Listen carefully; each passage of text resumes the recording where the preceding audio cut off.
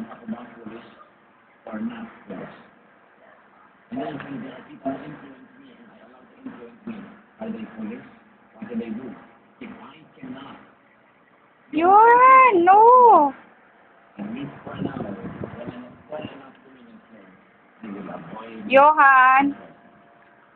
Kung hindi nyo kayang ilalim pa sa akin ng daan. No, ha? Give it to him properly. No!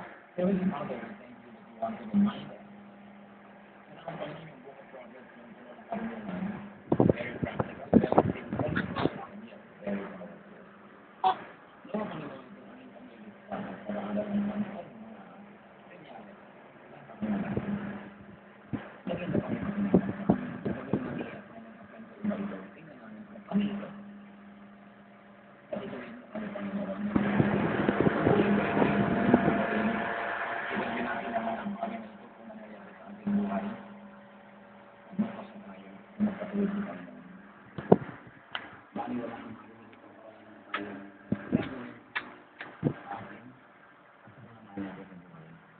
So be with the Lord for a while.